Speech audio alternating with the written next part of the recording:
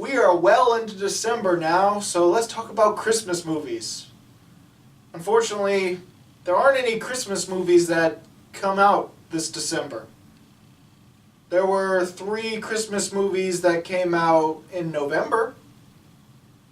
2 of them mainstream and actually made it to theaters, and I actually saw back when they came out, but never got to talk about them. So it's December, it's Christmas time, it's the holidays.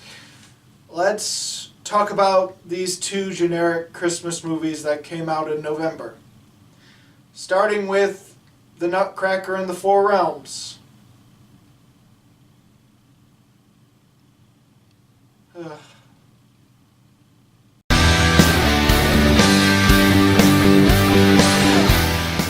Clara is our main character, played by Mackenzie Foy, and she is a girl who recently, or maybe her mother died a while ago, but her mother's dead, and it's Christmas time, and it's the first Christmas without her mother.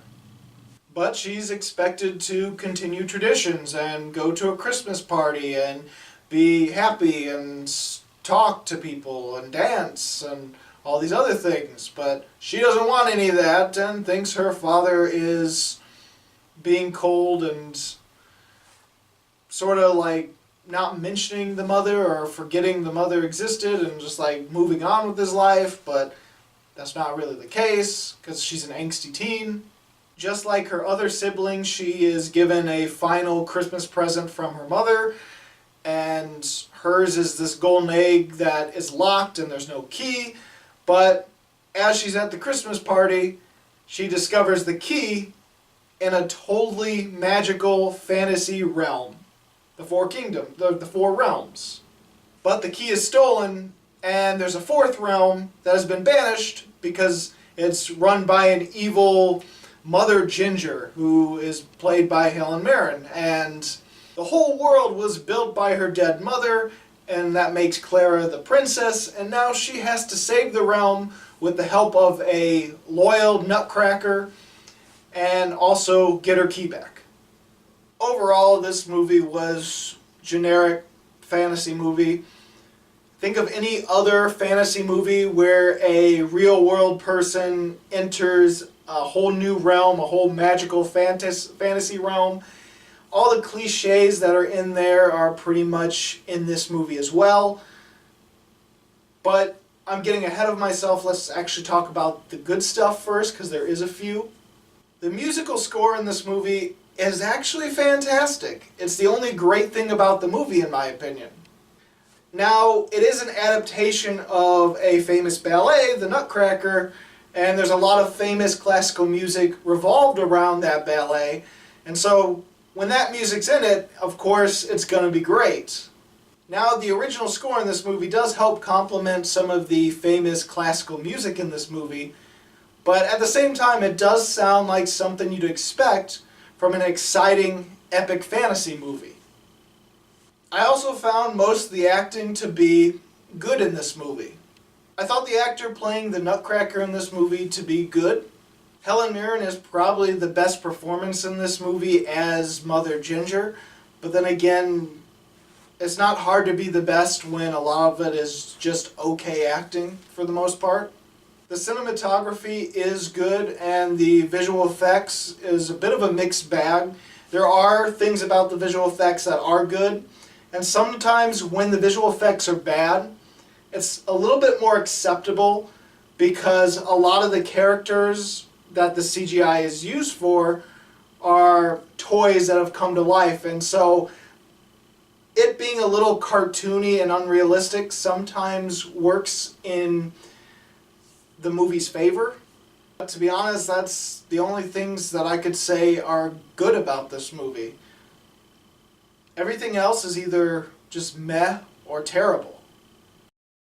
The worst thing about this movie is unfortunately the story. And I love fantasy. I love fantasy movies where it's a real person going into a fantasy realm. But this one, there's not a lot of story in it, and the story is just very basic and generic. It was way too easy to predict the twist, because I wasn't expecting a twist to be in the movie, but as we got to the halfway mark, even before the halfway mark, a character says a very suspicious line, and I just thought, you know what? There's going to be a twist in the movie, and this is what the twist is going to be. Sure enough, that's exactly what happened. I mean, this is a spoiler-free review, so I'm not going to spoil it, but yeah, I saw it coming a mile away. The story, unfortunately, is just too generic for me to enjoy. I also found every time it tried to have comedic moments in the film, it really backfired. Some of the jokes are sort of naturally put into the movie, but most of the jokes feel like they stopped the movie just to have a funny scene that ultimately amounts to nothing. The funny scenes revolving around two comedic soldiers in the movie were the most irritating. I also found Keira Knightley's performance as Sugar Plum to be really awful. I couldn't stand her voice in this movie. The voice that she makes, this sort of childlike, innocent, weird voice that just was irritating. And the lines that she's given after a twist happens are some of the worst lines I've heard this year, to be honest.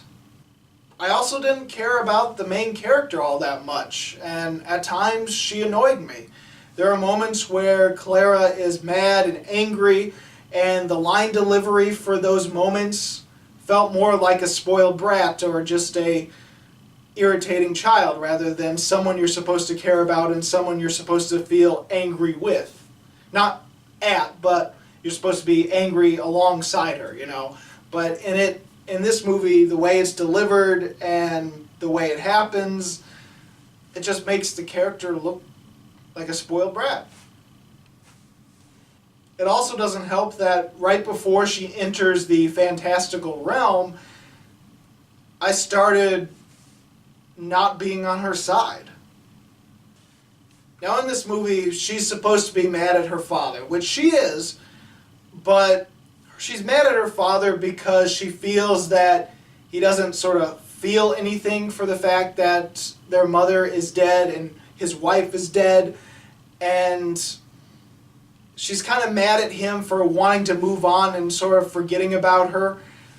But the problem is, in this movie, it's very clear that he's very sad for the loss of his wife. There are moments where we get a close-up of his sad expression with moments that you'd understand as an adult. Yeah, he's definitely saddened, and I can see why he's torn at some of these things, at some of these moments. Maybe if his facial expressions were a little bit more subtle, maybe we could have seen what Clara sees and sees that he's a little bit emotionless. Maybe then when she actually sees him sad, we would understand, oh yeah, he's sad along with her. But when we as the audience see how upset he is at the beginning of the movie from losing his wife, then we just want to shake the character and say, open your eyes, he is sad, can't you see it? It made me automatically side with the father at the very beginning of the movie when we're supposed to side with the angsty teen. But it's not the worst thing that I've seen all year. It's just more of a meh, generic movie. So in the end, I'm going to give The Nutcracker and the Four Realms 2.5. I guess I'll boost it up to an average film. But when I watched it, it's more of a 2 for me, but thanks to its score actually being really good, it bumped it up to 2.5 for me, for the final score. So, did you get to see The Nutcracker and the Four Realms? What did you think about it? And go ahead and comment below. And if you like this video and you want to see more, please subscribe and check out my movie reviews and countdowns of this year, of previous years, of whatever. As always, this is Bruce Gifford, and this was Just My Opinion.